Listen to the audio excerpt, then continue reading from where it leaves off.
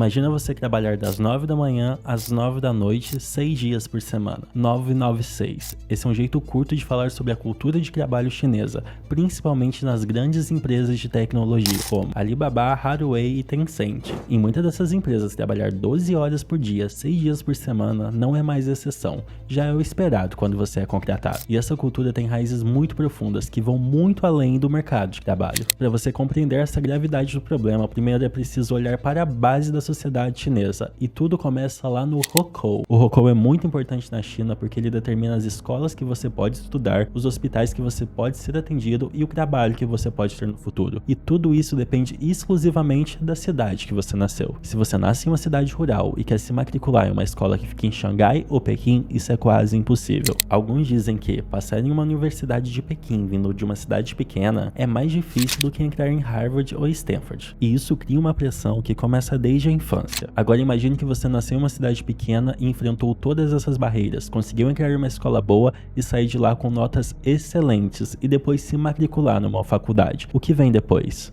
O mercado de trabalho. A promessa de uma vida melhor está no emprego em uma empresa de elite. Enquanto o salário na China médio pode variar entre $1.370 a $4.200, trabalhar em uma grande empresa de tecnologia pode te render de 10 a 20 vezes mais que o salário médio chinês. Essa é uma das únicas chances que o chinês vai ter na vida de realmente mudar de vida, construir uma casa, ter uma família e ainda cuidar dos seus pais na velhice. Mas tem um pequeno porém que é poucas vagas para muita gente qualificada, criando assim uma competição brutal nesse mercado de trabalho. E essa competição não acontece só entre as empresas. Dentro das próprias equipes do mercado de trabalho, há competição o tempo inteiro. Em alguns casos, duas equipes são formadas para desenvolver o mesmo projeto. Aquela que apresentar o projeto primeiro continua empregado, já aquela que não apresentou o projeto é demitida. Isso cria um ambiente onde ninguém relaxa. Os funcionários não são só obrigados a produzir na produtividade máxima, eles também são monitorados o tempo todo. Algumas empresas até instalam sensores para medir produtividade. Outras fazem ranking interno com base em métricas de desempenho, comparando quem entrega mais, quem se esforça mais e quem faz mais horas extras. É quase um reality show onde o prêmio é simplesmente continuar empregado. E é aqui que a gente chega no ponto mais sensível de toda essa história: o custo humano de produção. Muitos trabalhadores dormem no escritório, outros desenvolvem sérios problemas de saúde mental, como insônia, depressão e síndrome do pânico. Em 2019, a morte de um programador de 22 anos da empresa Pinduoduo chocou o país. Ele desmaiou na saída do trabalho e veio a óbito dias depois. As redes sociais explodiram de tanto protesto, mas nada mudou de fato. E esse não é um caso isolado. Caso contra a própria vida vem aumentando na China. Alguns funcionários deixam cartas no local de trabalho antes de cometer o ato contra a própria vida, falando que não aguenta mais aquela situação de trabalho, que se sentem como simples peças descartáveis. Mas mesmo assim, milhões de funcionários ainda continuam nessa rotina, principalmente disputando essa vaga que foi aberta. Para quem vê isso de fora, a lógica parece muito insana, mas para os chineses que vivem isso na pele, eles têm seus motivos. Alguns trabalhadores se dizem orgulhosos, eles veem esse sacrifício como uma forma de honrar a família e conseguir mais segurança para aqueles que ama. Outros veem isso como o preço do legado, aquele preço que você deve pagar para o seu nome não ser esquecido. Mas muitos vivem com medo de falhar, de não conseguir parar, nem mesmo nas férias.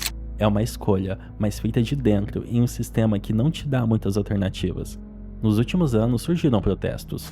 Em 2019, desenvolvedores criaram um repositório no site GitHub chamado 996 ICU, uma crítica direta à cultura de trabalho. Em uma tradução literal ficaria: se você segue o 996, o seu destino é o TI. E nesse site eles listavam empresas que adotavam o 996 e denunciavam os abusos cometidos por elas. Mas o governo chinês não gostou disso. O site foi censurado e as postagens apagadas. Apesar de tudo isso, o debate vem crescendo, principalmente entre os jovens chineses. Movimentos como deitar e desistir surgiram como uma forma simbólica de resistência. Jovens que preferem viver com menos do que seguir essa cultura de trabalho insana. A questão analisada agora é até quando essa cultura vai durar. Alguns analistas apontam que o modelo 996 pode estar perto de um colapso. A nova geração não está disposta a levar o 996 à frente. Empresas internacionais também estão pressionando por padrões mais humanos de trabalho. Mas ao mesmo tempo que tudo isso acontece, a economia é global e o desemprego continua alto entre os jovens na China. O que significa que essa competição por bons empregos ainda ainda vai durar algum tempo. A cultura de trabalho na China vem levantando uma questão que vai além das fronteiras do país. Quanto vale o sucesso? Vale sacrificar a saúde, o tempo com a família e a própria liberdade? Para muitos chineses, a resposta é complexa. E talvez a pergunta mais importante para eles sejam: existe outra forma de crescer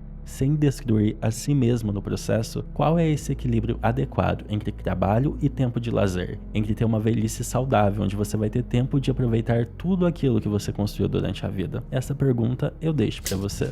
Oi, meu nome é Antônio Venâncio, o criador desse canal. Se você assistiu esse vídeo até o final, eu te peço encarecidamente que se inscreva no canal. Isso ajuda muito meu trabalho aqui na plataforma. No mais, eu te vejo no próximo vídeo.